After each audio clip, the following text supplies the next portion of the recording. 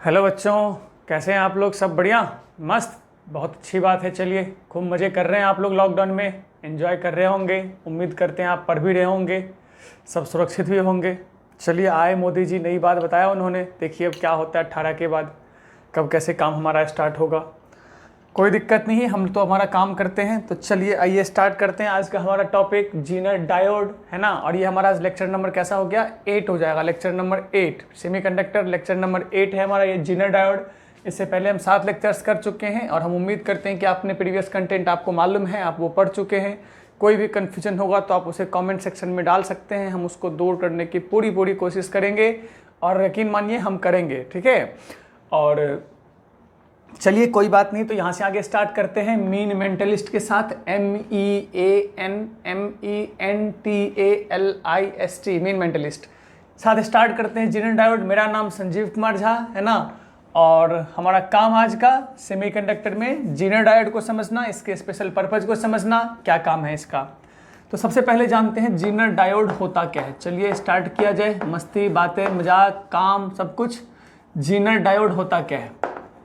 तो देखिए, Zener diode जो हमारा होता है एक स्पेशल पर्पज सेमीकंडक्टर है। ये एक स्पेशल पर्पज सेमीकंडक्टर डायोड है, स्पेशल पर्पज में इसका इस्तेमाल किया जाता है। तो कैसे इस्तेमाल करेंगे, क्या क्या करेंगे, देखते हैं। जीनर डायोड सबसे पहले तो क्या होता है हमारा, हैवीली डोप्ड, बहुत हैवीली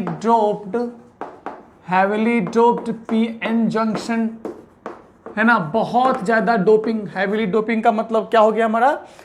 हैवीली डोपिंग का मतलब होता है कि हमारा कंसंट्रेशन बहुत ज़्यादा है, कंसंट्रेशन ऑफ द कैरियर्स हमारा कैसा है, बहुत ज़्यादा। ये हैवीली डोप का हुआ सेकेंड। चलिए ठीक है, हैवीली डोप्ड हो गया। अब हैवीली डोपिंग होने से होता क्या है, जरा सा देखिए, इसकी वजह से इफेक्ट क्या क्या होता है। पहला चीज़ तो डिप्लीशन लेयर बहुत छोटा बनेगा।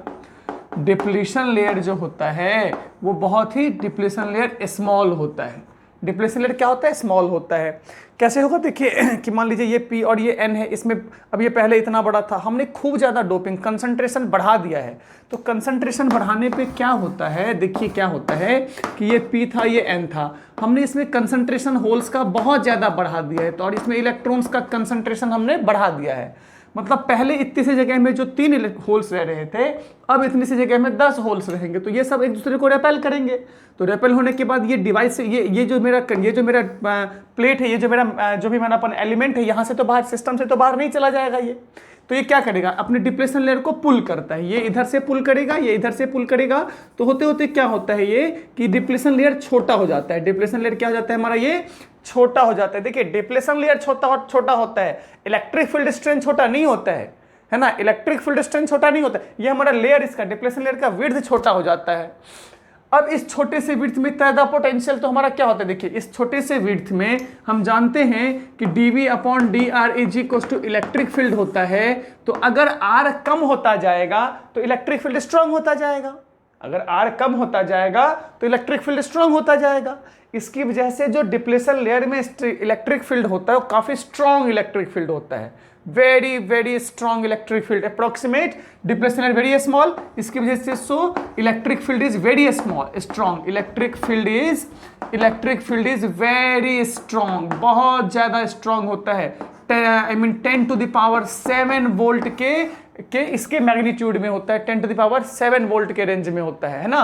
प्रिसाइजली अगर मैं बात करूं तो 3 × 10 to the power 7 वोल्ट के रेंज में हमारा ये इलेक्ट्रिक फील्ड डिप्लेशन लेयर हमारा यहाँ पे बन जाता है। इलेक्ट्रिक फील्ड यहाँ पे डिप्लेशन लेयर में, ठीक है, बहुत ही स्ट्रॉन्ग इलेक्ट्रिक फील्ड हुआ यहाँ से, ठीक है, बहुत अच्छी बात है।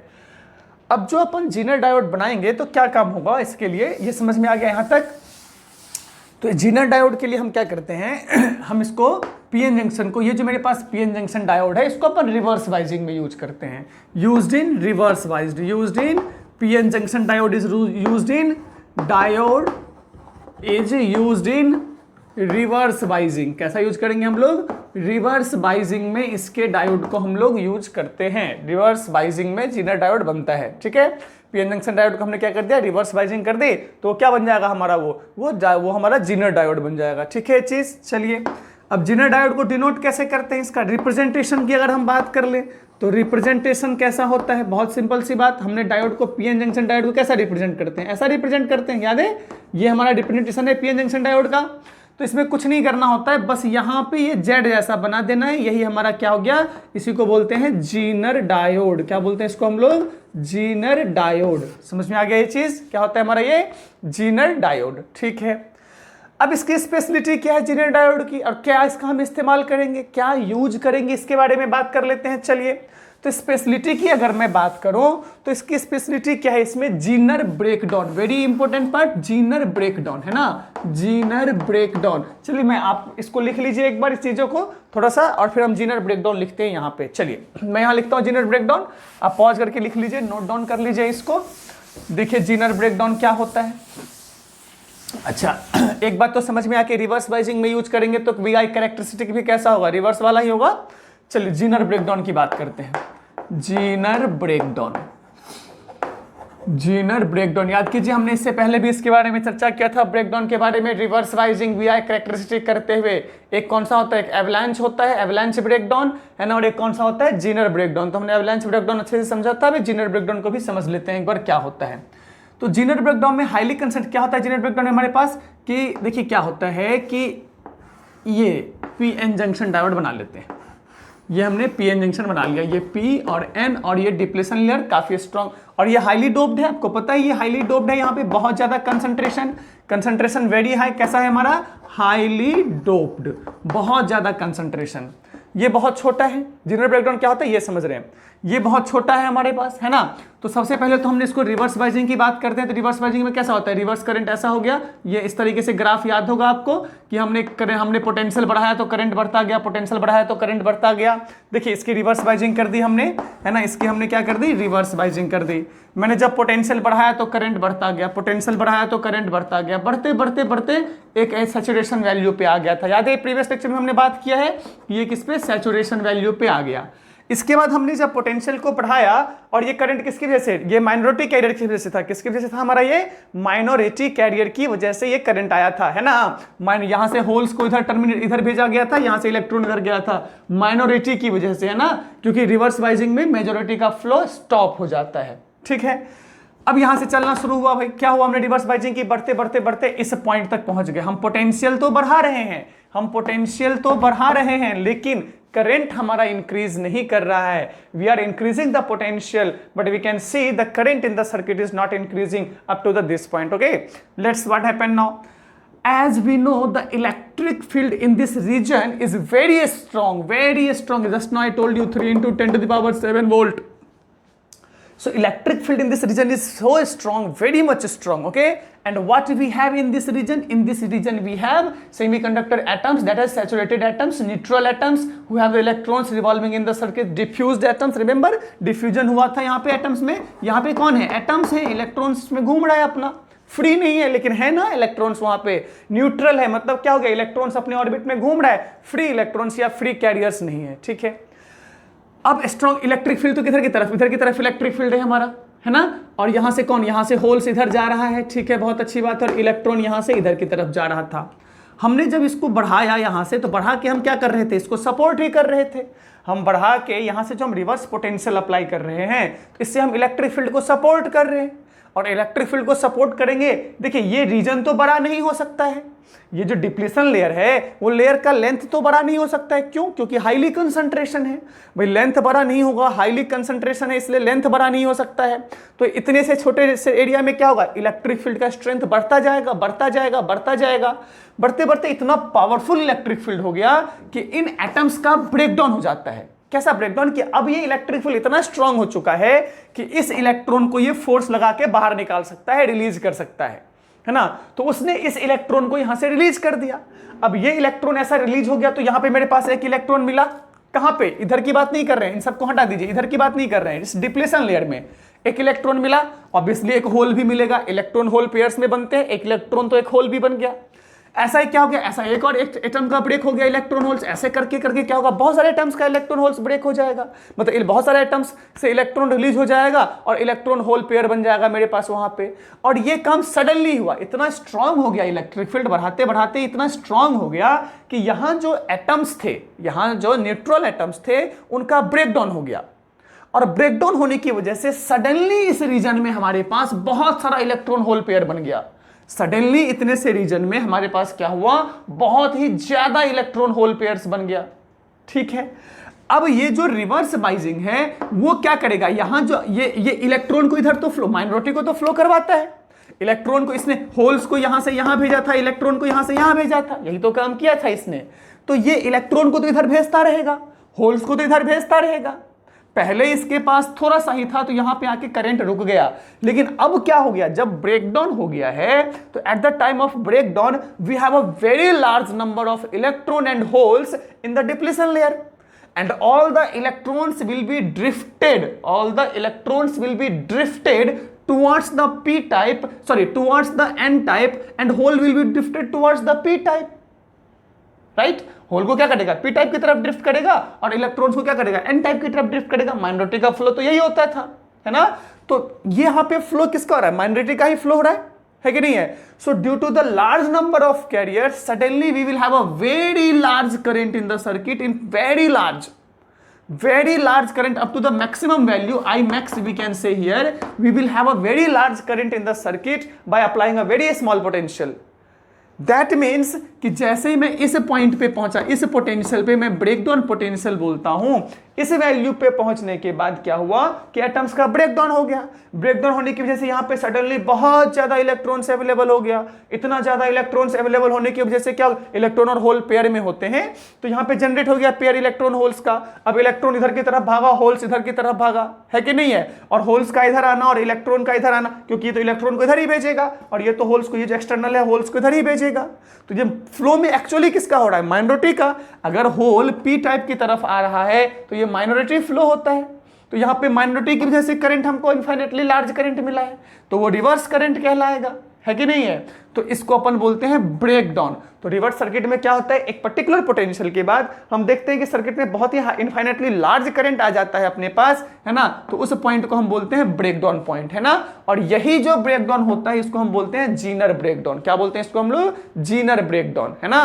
तो ये यहां जो इसके रेस्पेक्टिव जो पोटेंशियल है ब्रेकडाउन पोटेंशियल, इसी को हम क्या बोलते हैं, जीनर पोटेंशियल। क्या बोलते हैं इसको हम लोग, जीनर पोटेंशियल। ये बात समझ में आ गया, है ना, कि कैसे हमारा जीनर ब्रेकडाउन होता है।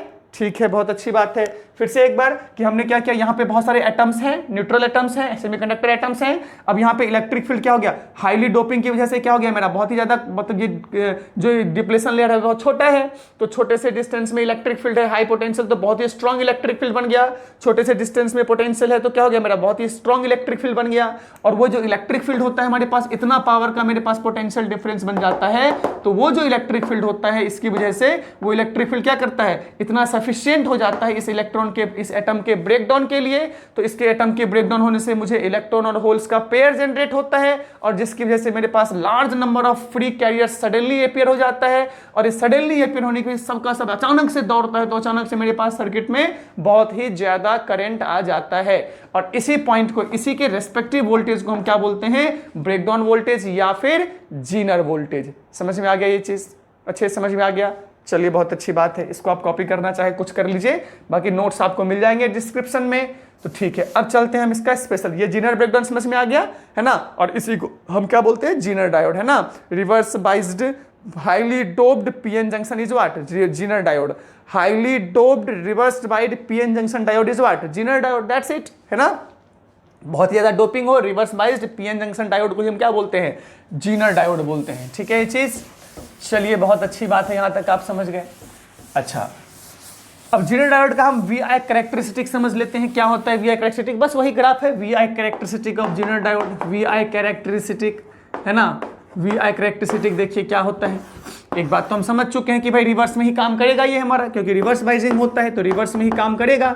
यहां से बढ़ते गए बढ़ते गए बढ़ते गए, करंट बढ़ता गया। इसके बाद सैचुरेशन पॉइंट बढ़ नहीं रहा है, बढ़ नहीं रहा है, बढ़ नहीं रहा है, पहुंच गए इस पॉइंट पे। ये पॉइंट कौन सा, जीनर वोल्टेज। अब यहां से एक वोल्टेज आगे बढ़ ही नहीं सकता है, यहां से वोल्टेज आगे नहीं बढ़ सकता है। क्यों, जैसे ही आगे बढ़ेगा कि वैसे ही सर्किट में करंट बहुत ज्यादा, तो क्या होगा, मेरा सर्किट में करंट बहुत ज्यादा, तो सर्किट में करंट ज्यादा हो गया, वोल्टेज वापस यहां आ गया, तो यहां से आगे बढ़ ही नहीं सकता है, यहां से आगे वोल्टेज नहीं बढ़ सकता है। तो ये इसको अपन बोलते हैं वी आई कैरेक्टरिस्टिक। और इसका इस वैल्यू को क्या बोल देंगे अपन, ये आई मैक्स। इसको अपन मैक्सिमम करंट, एक लिमिट होगा ना मैक्सिमम करंट का, तो ये मैक्सिमम करंट यहां पे हो गया मेरे पास, है कि नहीं है। तो ये इसको बोलते हैं जीनर डायोड का वी आई कैरेक्टरिस्टिक ग्राफ। ठीक है, बहुत बड़ी चीज नहीं, तो हम सिंपल से जब पहले से भी जानते आते हैं।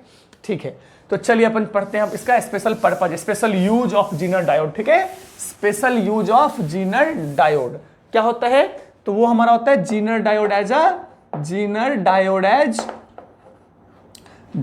As voltage regulator. इसका काम हम किस में करते हैं, वोल्टेज रेगुलेटर में करते हैं। वोल्टेज रेगुलेटर याद है, अगर आप लोग ने मतलब या वोल्टेज रेगुलेटर या स्टेबलाइजर बोल देते हैं, रेगुलेटर बोल दीजिए या स्टेबलाइजर बोल देते हैं, स्टेबलाइजर है ना। आप लोगों ने तो देखा हो कि नहीं देखा हो, लेकिन पहले देखते थे कि फ्रिज वगैरह के ऊपर में एक स्टेबलाइजर लगा होता था। अभी भी एसी वगैरह में आप देखेंगे कि एक स्टेबलाइजर अलग से आता है। अब तो डिवाइसेस में इनबिल्ट स्टेबलाइजर आने लग गए, लेकिन पहले एक अलग से आता था कि जैसे ही सप्लाई वोल्टेज कम ज़्यादा हुआ या कुछ भी हुआ, उसके हिसाब से ऑटोमेटिक एडजस्ट करता था। वो ऐसे घुमा के वोल्टेज अपन ऐसे घुमाते थे, बाद में फिर ऑटोमेटिक आने लग गया। पहले तो मैनुअल ऐसे घुमा के स्टेबलाइजर वोल्टेज सेट करना होता था, फिर ऑटोमेटिक आने लग गया कि जैसे वोल्टेज इनपुट मतलब जो अपन घर में आता है ना सप्लाई, कम ज़्यादा होता था तो ऑटोमेटिक एडजस्ट कर देता है। अब डिवाइस में ही इनबिल्ट आने लग गया, लेकिन अभी भी आप देख सकते हैं बहुत सारी कंपनी होती है जो स्टेबलाइजर अलग से प्रोवाइड करती है एसी वगैरह में लुक के लिए या समथिंग। तो एसी फ्रिज वगैरह में अब तो इनबिल्ट स्टेबलाइजर भी आता है, लेकिन पहले अलग से आता था। तो मतलब क्या हुआ कि ये चीज क्या है, स्टेबलाइजर काम क्या करता था वो, कि हमको किसी भी डिवाइस में, मान लीजिए मेरा एसी है और मेरे एसी को चाहिए 200 वोल्ट कंटिन्यूअस सप्लाई। इससे कम पे काम नहीं करेगा, इससे ज्यादा पे काम नहीं करेगा, ज्यादा पे खराब हो जाएगा। अब अगर 220 वोल्ट या 240 वोल्ट मेरे एसी को मिल जाएगा तो इससे क्या हो जाएगा, मेरा एसी खराब हो जाएगा, डिवाइस मेरा खराब, लाखों का हजारों का नुकसान हो जाएगा। तो हमने क्या एक स्टेबलाइजर बनाया, क्या किया कि उसका काम ऐसा है कि चाहे कुछ भी हो जाए ना, वो 200 वोल्ट से पोटेंशियल को आगे बढ़ने ही नहीं देगा। कैसे काम करता है देखिए, एक एग्जांपल से समझते हैं इस बात को। देखिए ये प्रदीप क्षेत्रपाल सर का एक बहुत ही अच्छा एग्जांपल है ना, मैंने उनसे ही सीखा था। तो आप देख लीजिए, मैं आपको ही बता देता हूं क्या है वाटर टैंक एग्जांपल। समझिए वाटर टैंक एग्जांपल क्या है। वाटर टैंक एग्जांपल बहुत ही अच्छा एग्जांपल है समझने के लिए कि कैसे पोटेंशियल 200 अगर मैंने 200 वोल्ट की बात कर रहा हूं तो मतलब जीनर वोल्टेज से 200 वोल्ट से आगे बढ़ेगा ही नहीं बढ़ेगा। जैसे मैंने अभी बताया ना ग्राफ में आपको कि यहां से ये ऐसे जाएगा तो सही, यहां से ऐसे जाएगा, लेकिन इससे आगे नहीं बढ़ेगा पोटेंशियल। तो कैसे नहीं बढ़ेगा, इसी का एक बहुत अच्छा एग्जाम्पल है। देखिए मान लीजिए मेरे पास ऐसा कहते हैं कि ये एक टैंक है ना, एक सप्लाई टैंक है, और यहां से मैंने एक टैंक और बनाया, ये एक टैंक और बनाया, और यहां पे एक और टैंक लगा दिया, ये हमने एक और टैंक लगा दिया, और फिर यहां से एक और टैंक ले लीजिए, ये एक और टैंक है यहां से, और ये हमने एक और टैंक बना दिया है। ये 3 टैंक हैं यहां पे। अब क्या है कि इस टैंक में ना, ये जो वाटर टैंक है इसको आउटपुट बोल दीजिए, ये हमारा क्या है आउटपुट, इसका नाम दे दिया इनपुट, और इसका नाम दे दिया हमने जीनर डायोड। देखिए कैसे काम करता है ये 3 डायोड, आपको 3 दिख रहे हैं आपको। ये इनपुट जो घर में आ रहा है, ये हमारा आउटपुट जो मेरा एसी है, और ये हमारा क्या जीनर डायोड हमने बीच में लगा दिया। तो कैसे काम करेगा, मुझे इसमें सिर्फ इतना ही, इस टैंक में सिर्फ इसमें पानी भरा हुआ है पूरा एकदम, कितना भी भर दो कोई फर्क नहीं पड़ता इसमें, तो आप कितना ही पानी भर दो, इनपुट है कोई दिक्कत नहीं है, भरा हुआ है। अब मुझे क्या चाहिए कि मुझे सिर्फ इतना सा पानी चाहिए, मुझे सिर्फ इस वाले आउटपुट में इतना सा ही पानी चाहिए, इससे ज्यादा पानी नहीं होना चाहिए। और ये टैंक तो मैंने बड़ा सा बना रखा है, लेकिन इसमें इससे ज्यादा पानी नहीं चाहिए। इस लेवल से ज्यादा पानी होने पे ये खराब हो जाएगा, मान लेते हैं टूट जाएगा, कुछ हो जाएगा, खराब हो जाएगा। तो हमने क्या किया, इसके बराबर का यहां पे एक होल बना दिया दूसरे वाले टैंक में, ये इसके बराबर का इसमें एक होल बना दिया। अब आप देखिए एक चीज कि चाहे कुछ भी, अब देखिए इसमें होल बना दिया, अब क्या होगा, यहां से वाटर सप्लाई आएगा, इसमें भरना स्टार्ट करेगा, भरता गया भरता गया भरता गया भरता गया भरता गया। इसका इनपुट तो हमेशा इससे ऊपर ही रहना चाहिए, भरते भरते पानी क्या हो गया, यहां तक भर गया। अब यहां तक पानी भर गया तो क्या होगा, वाटर यहां भी जाएगा, सप्लाई हुआ, भरते भरते यहां भी पानी भर गया, यहां तक ये पानी भर गया। अब देखिए यहां से कुछ भी हो जाए, क्या कभी भी पॉसिबल है कि ये वाटर लेवल इस लेवल को इंक्रीज करके ऊपर पहुंच जाए? किसी भी सिचुएशन में नहीं पहुंच सकता है, क्योंकि जैसे ही इससे ऊपर करेगा कि पानी बाहर गिर जाएगा, जैसे ही इससे ज्यादा लेवल पानी का आएगा कि पानी बाहर गिर जाएगा, और पानी बाहर गिर के इसको तो हमेशा इसी लेवल पे मेंटेन रखेगा, ये तो कभी भी इससे आगे नहीं जाएगा। क्या इसमें ऐसा होगा कि पानी यहां तक पहुंच गया और फिर बाहर निकल के कम होगा? नहीं, ऐसा नहीं होगा। यहां से ऊपर बढ़ ही नहीं पाएगा ये वाटर लेवल। ध्यान से, इस लेवल से आगे ये वाटर लेवल कभी इंक्रीज ही नहीं कर पाएगा, पॉसिबल ही नहीं इंक्रीज करना। ऐसा नहीं कि पहले यहां जाएगा फिर वापस आएगा, ऐसा नहीं होता है। इंस्टेंटली जैसे ही आगे बढ़ने की कोशिश किया कि वो बाहर आ गया, तुरंत नीचे गिर गया। तो ये लेयर यहां से आगे कभी बढ़ ही नहीं सकता है, और ये आगे नहीं बढ़ेगा तो इसका भी लेयर यहां से आगे नहीं बढ़ेगा। तो हमको आउटपुट तो कांस्टेंट मिला, जबकि लेकिन इसके लिए कंडीशन क्या है कि ये इनपुट, इसके इनपुट जो है वो इससे ज्यादा, अगर मैं यहां पे इनपुट ही इतना सा ही दूं तो यही लेयर पानी का मिलेगा। तब तो नहीं मिला ना, यहां तक हमको इनपुट क्या इस लेयर से ज्यादा देना पड़ेगा, इनपुट हमको इस लेयर से ज्यादा देना पड़ेगा। तो हमारा क्या हो जाएगा, तब यहां से पानी कभी भी नीचे नहीं, मतलब यहां से पानी हमेशा कभी ऊपर नहीं बढ़ पाएगा, और आउटपुट में हमको क्या कांस्टेंट लेयर मिलेगा, आउटपुट में हमको क्या मिलेगा कांस्टेंट लेयर मिलेगा। और यही तो चाहिए, आउटपुट में हमको कांस्टेंट वोल्टेज चाहिए। मान लीजिए यही तो चीज है कि यहाँ पे हमने 500 वोल्ट का इनपुट दिया, ये हमने 220 वोल्ट पे हमने क्या किया है, ये बना दिया, जीनर लगा दिया, मतलब गड्ढा खोद दिया। तो यहाँ पे 220 वोल्ट तो हमेशा मिलेगा अपने को, कभी भी 220 वोल्ट से आगे जाएगा क्या, ये जितना ये उतना ही ये भी जाएगा, ये कभी 220 वोल्ट से आगे नहीं जा पाएगा, तो ये भी कभी 220 वोल्ट से ऊपर नहीं जा पाएगा। अच्छे समझ ले इस चीज को, कैसे जीनर डायोड काम करता है। यही काम इसमें भी होता है कि इस पॉइंट से आगे पोटेंशियल जा ही नहीं सकता है, पॉसिबल ही नहीं है, वो इसी पॉइंट पे रहेगा। सोचने में लगता है कि आगे जाएगा फिर करंट बढ़ेगा तब वापस आएगा, ऐसा नहीं, वो जा ही नहीं पाएगा, पॉसिबल ही नहीं है उसका जाना वहां से, दैट्स इट। समझ गए इस बात को। तो ये हमारा क्या है, वाटर एग्जांपल है इसका, जीनर डायोड का, और बहुत ही अच्छा एग्जांपल है ये चीज। समझ में आ गया हो तो यहां से आपको जीनर डायोड समझने में, zener diode as a voltage regulator समझने में आपको दिक्कत नहीं आएगी। ठीक है, बहुत अच्छी बात है। कोई कंफ्यूजन हो तो आप कमेंट सेक्शन में डाल दीजिएगा, हम उसको क्लियर करेंगे। Okay, so let's see zener diode as a voltage regulator, zener diode as a voltage regulator. चलिए पहले तो डायग्राम बना लेते हैं। सबसे पहले तो क्या करना है, तो ये तो हम पहले इनपुट पोटेंशियल ले लेते हैं, यहां से एक सर्किट बना लेते हैं, ये एक रेसिस्टेंस लगा लेते हैं, और यहां से हमने क्या किया कि यहां पे लगाते हैं हम जीनर डायोड। यहां क्या लगा लेते हैं हम लोग, जीनर, ये पॉजिटिव है तो पी को एन से जोड़ना पड़ेगा, तो ये हमने लगा लिया जीनर डायोड, है ना, और यहां से जोड़ दीजिए, ये जीनर डायोड लगा दिया। ठीक है, बहुत अच्छी बात है। और फिर क्या करना है अपने को, यहां से आउटपुट निकालने का है, तो ठीक है, यहां से एक रेसिस्टेंस और लगा दीजिए, ये रेसिस्टेंस हो गया, और यहां से हम ले लेंगे क्या, आउटपुट। यहां से अपने को क्या मिल जाएगा, आउटपुट, तो इसका नाम दे दिया हमने आउटपुट। और ये चूंकि जीनर डायोड है तो पता है इसमें ये लगाना पड़ेगा, जीनर डायोड को शो करने के लिए रास्ता याद है ना, जीनर डायोड का रिप्रेजेंटेशन ये हो गया जीनर डायोड। इसको अपन RS बोल देते हैं चूंकि सीरीज में लगाया है, और इसको अपन RL बोल देते हैं, लोड रेसिस्टेंस। ठीक है ये चीज, चलिए बहुत अच्छी बात है। अब यहां पे एक एरो लगा देते हैं ऐसा, इसका मतलब होता है क्या, वेरिएबल पोटेंशियल। इसका मतलब क्या होता है, वेरिएबल पोटेंशियल, क्योंकि जो इनपुट आ रहा था अपने को, इनपुट कैसा था, वेरिएबल पोटेंशियल का था। इनपुट कैसा था हमारे पास, हमने क्या बोला कि भाई इनपुट कभी 440 वोल्ट आ रहा है, कभी 500 वोल्ट आ रहा है, कभी कम आ रहा है, कभी ज्यादा आ रहा है, अपने को चाहिए हमेशा 240 वोल्ट ही या 200 वोल्ट ही। तो इनपुट, ये एरो लगाने का मतलब होता है इनपुट क्या होता है हमारा, ये वेरिएबल पोटेंशियल को शो करता है। ठीक है ये चीज, है ना। अब ये पॉजिटिव ये नेगेटिव, देखिए पी को हमने एन से जोड़ा है और एन को हमने पी से जोड़ा है, तो मतलब रिवर्स बाइजिंग हो गया। तो जीनर डायोड को कैसा करना है, highly doped PN junction diode is used in reverse biased, है ना, for the voltage regulator for the Zener diode. ठीक है, तो रिवर्स बाइजिंग में हमने यूज कर लिया। अब इसका वर्किंग समझते हैं, थ्योरी समझते हैं, कैसे काम कर रहा है, ये कैसे काम करेगा। बिल्कुल पानी वाली बात, अब इसमें करने के लिए कुछ नहीं बचा है, हो गया zener diode as a voltage regulator, है ना। वही पानी वाले कहानी को लिखना है। यहां से इनपुट आया, मान लीजिए कि मेरा जीनर ब्रेकडाउन, जो पानी का लेयर था ना, हम कितना बोला हमने, 240 वोल्ट बोला। क्या बोला हमने, मान लीजिए 240 वोल्ट। 240 वोल्ट के बाद पानी बाहर गिरना शुरू हो गया था। ठीक है, ऐसा हमने बोला।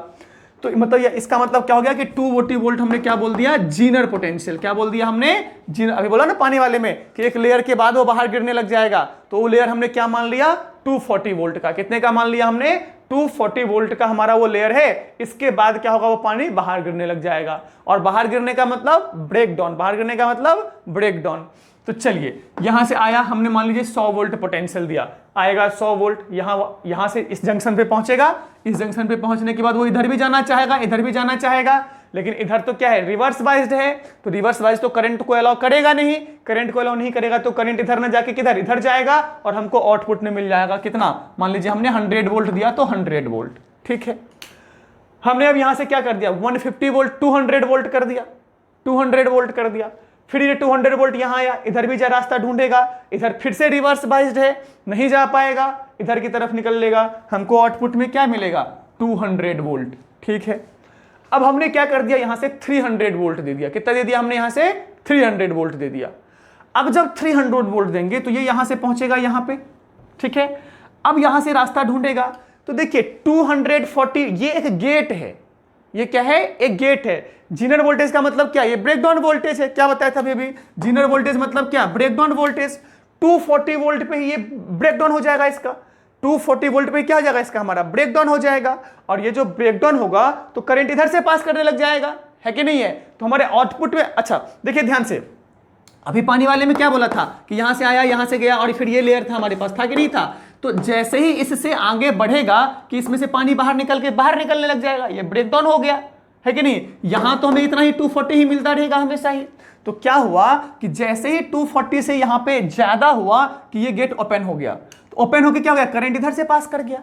जैसे ही करंट इधर से पास कर गया तो वापस कितने पे आ गया, वो 240 पे। तो 240 यहां कितना मिलेगा अपने को, 240 मिलेगा, क्योंकि जैसे ही वो 240 हुआ, देखिए समझिए इस बात को, हमने यहां से 260 वोल्ट का पोटेंशियल सप्लाई कर दिया या 300 का सप्लाई कर दिया। तो 300 इसको, ये कितने पे गेट ओपन होता है, 240 के बाद। तो 240 से जैसे ही 240 पॉइंट समथिंग हुआ, ये गेट ओपन, करंट इधर से पास होना शुरू हो गया। तो फिर यहां क्या मिलेगा, तो क्योंकि ये 240 पे फिर से ब्लॉक हो जाएगा, तो यहां पे वही वाली बात, भाई यहां से पानी गिरने लग गया, यहां तो हमको वही मिल रहा है ना जो लेवल पे पानी गिर रहा था। कितने पे पानी गिर रहा था, 240 पे। तो यहां तो हमको 240 ही मिलेगा ना, मिला कि नहीं मिला। तो यहां हमको क्या मिल गया, 240 ही मिलता चला गया। अब मैं 400 कर दूं यहां पे, फिर भी क्या होगा, यहां से निकलेगा, लेकिन यहां पे क्या मिलेगा अपने को, 240 ही। मतलब जैसे ही 240 से ज्यादा होगा, ये गेट ऐसा है ना, इस गेट ने क्या बोला कि 240 तक तो जाओ, मैं नहीं गेट ओपन करूंगा। 240 से ज्यादा कोई आया, किसने गेट ओपन कर दिया कि ज्यादा वाला इधर से निकल जाओ, उधर तो 240 के बराबर जाओ। समझे कि नहीं समझे। तो जैसे ही यहां से 260 आया तो इसने गेट ओपन कर दिया, करंट यहां से पास हुआ कि वापस पोटेंशियल कहां पहुंच जाएगा, वापस पोटेंशियल कहां पहुंच जाएगा, देखिए ग्राफ में याद कीजिए, जैसे ही यहां से आगे बढ़ा कि आगे करंट आगे बढ़ गया, पोटेंशियल कहां का कहां रुक गया, 240 पे ही रुक गया। तो फिर आउटपुट में कितना मिलेगा, पैरेलल कॉम्बिनेशन तो कितना मिलेगा, 240 पे। ये अपने आप को हमेशा किस पोटेंशियल पे रखेगा, ये अपने आप को हमेशा किस पोटेंशियल पे रखेगा, जीनर पोटेंशियल पे रखेगा ना, ये हमेशा अपने आप को जीनर पोटेंशियल पे रखेगा, इससे आगे तो बढ़ ही नहीं पाएगा। और जिस पोटेंशियल पे ये हमेशा रहेगा, क्योंकि ये सब पैरेलल कॉम्बिनेशन है, तो जिस पोटेंशियल पे ये अपने आप को रखेगा वही पोटेंशियल यहां का भी होगा कि नहीं होगा। तो आउटपुट में अपने को क्या मिलेगा, कांस्टेंट पोटेंशियल। तो क्या रेगुलेटेड वोल्टेज हमको आ रहा है जितना अपने को चाहिए होता था, हमको 240 चाहिए था, 240 हमको कांस्टेंटली मिल रहा है। अब ज्यादा वाला काम जो यहां से निकल रहा है, लेकिन एक शर्त है यहां पे, हमको हमेशा यहां पे 240 नहीं मिलेगा, एक कंडीशन है यहां अगर अपने को इसमें इस लेयर तक का पानी चाहिए तो इनपुट वाले टैंक में इस लेयर से ज्यादा पानी भरना पड़ेगा। अगर अपने को यहां पे इतना सा पानी चाहिए तो इनपुट वाले टैंक में इस लेयर से ज्यादा पानी भरना पड़ेगा, तभी अपने को यहां पे इतना पानी कांस्टेंट मिलेगा। मतलब इसकी वर्किंग के लिए हमेशा इनपुट वोल्टेज जो होना चाहिए must be greater than Zener voltage होना चाहिए, तभी ये हमारा डिवाइस काम करेगा, नहीं तो इसका कोई काम नहीं। इनपुट वोल्टेज हमेशा कैसा रहना चाहिए, जीनर वोल्टेज से बड़ा रहना चाहिए, तभी ये हमारा डिवाइस काम करेगा। समझ में आ गया। और हमको कॉन्स्टेंटली क्या मिलेगा, आउटपुट उधर मिलता जाएगा, कांस्टेंट आउटपुट अपने को मिलता जाएगा। यही काम है zener diode as a voltage regulator. At the end of the day we will get the regulated voltage. ठीक है, चलिए बहुत अच्छी बात है, आज यहीं तक करेंगे। जीनर डायोड की बात करते हैं, यहाँ तक जीनर डायोड हमारा काम खत्म हो गया। इससे आगे जो हम करेंगे वो ऑप्टो इलेक्ट्रॉनिक डिवाइस के बारे में चर्चा करेंगे। तो बहुत अच्छी बात है, यहाँ तक पढ़ते रहिए, मजे करते रहिए, खेलते रहिए, बातें करते रहिए और प्रॉब्लम्स पूछते रहिए। और मैं नहीं बोलता हूँ वैसे, बुरा नहीं लगता है, लेकिन अगर देखो तो सब्सक्राइब भी कर दो यार, 52% नॉन सब्सक्राइब्ड पर्सन है वहाँ पे, तो कर दो सब्सक्राइब, तो अच्छा लगेगा, जरा सा मोटिवेशन मिलेगा है। बुरा लगे मैंने बोला तो सॉरी, नहीं करना कोई दिक्कत नहीं, लेकिन कर देगा तो हमें भी अच्छा लगेगा। ओके, चलिए, थैंक यू वेरी मच।